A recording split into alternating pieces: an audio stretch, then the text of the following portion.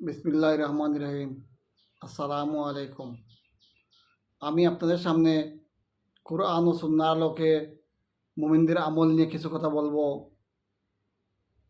প্রথমে ঘুম থেকে ওঠার পরে আমরা কি করব এ নিয়ে একটু আলোচনা করি।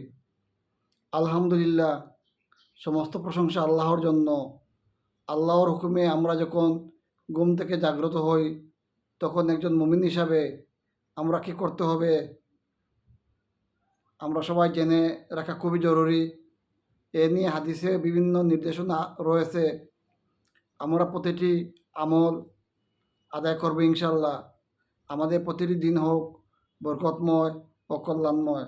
ঘুম থেকে জেগে মুমিনের করণীয়। প্রথমত, ঘুম থেকে ওঠার পরে করণীয় হলো হাত দিয়ে চেহারা থেকে ঘুমের প্রভাব দূর করা। বুখারী হাদিস 183। মানে আমরা হাতের মাঝে বিসমিল্লাহির রহমানির রহিম বলে ফু দেব, ফু দিয়ে চোখের উপর বুলাবো যাতে ঘুমের প্রাদুর্ভাব দূর হয়ে যায়। দ্বিতীয়ত, ঘুম থেকে জেগে উঠে আমরা দোয়া পড়ব। আলহামদুলিল্লাহিল্লাযী আয়ানা বাদামা আমাতানা ওয়া ইলাইহিল নুশুর। অর্থ, সমস্ত প্রশংসা আল্লাহর জন্য, যিনি নিদ্রারূপ মৃত্যুর পর আমাদেরকে জীবিত করলেন। তার নিকট সকলের পুনরুদ্ধান। বুখারী হাদিস 6324। তৃতীয়ত, মোহাম্মদ ইবনে আব্দুল আজিজ ইবনে আবু রিজমা রহমতুল্লাহ উবাদা ইবনে সমিত রাদিয়াল্লাহু আনহু থেকে বর্ণিত, রাসূলুল্লাহ সাল্লাল্লাহু আলাইহি সাল্লাম বলেছেন, যে ব্যক্তি রাতে ঘুম থেকে জেগে নিম্নোক্ত দোয়া পড়ে বলে, হে আমার রব, আমাকে ক্ষমা করে দাও, তার দোয়া কবুল হবে। দোয়াটি হলো, লা ইলাহা ইল্লাল্লাহু ওয়াহদাহু লা শরীকা লাহু লাহুল মুলকু ওয়া লাহুল হামদু ওয়া হুয়া আলা কুল্লি শাইইন কাদির। প্রতিদিন আমরা এই দোয়াটি 100 বার পড়ার চেষ্টা করব ইনশাআল্লাহ। ওয়া সুবহানাল্লাহি ওয়ালহামদুলিল্লাহি ওয়া লা ইলাহা ইল্লাল্লাহু আল্লাহু আকবার ওয়া লা কুওয়াতা ইল্লা বিল্লাহ।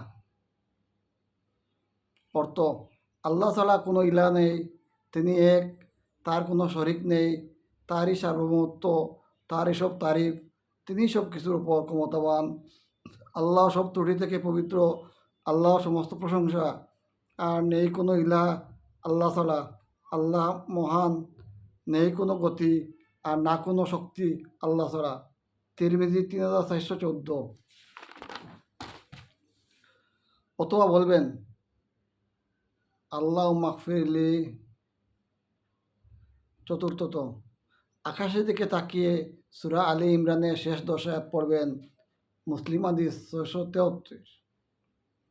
পঞ্চমত, বিসমিল্লাহির রহমানির রহিম বলে বাম পা আগে ফেলে বিছানা থেকে নামবেন। ষষ্ঠত, 3 বার হাত ধোয়া ও 3 বার নাকে পানি দিয়ে নাক পরিষ্কার করবেন। শয়তান রাতে মানুষের নাকের ভেতর ঘুমায়, তাই ভালোভাবে পানি দিয়ে নাক পরিষ্কার করবেন। সপ্তমত, মিসওয়াক করা। রাসূল সাল্লাল্লাহু আলাইহি সাল্লাম ঘুম থেকে উঠে মেসওয়াক করতেন। বুখারী হাদিস 245। মেসওয়াক করতে না পারলে ব্রাশ করে নেবেন।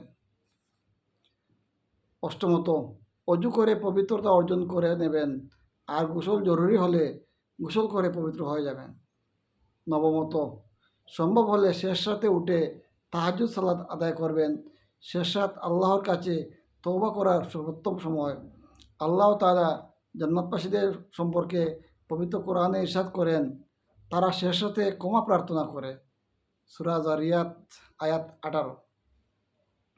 পরিবারে অন্যদেরকে নামাজের জন্য জাগাবেন, যাতে সময় মতো সবাই নামাজ পড়তে পারে।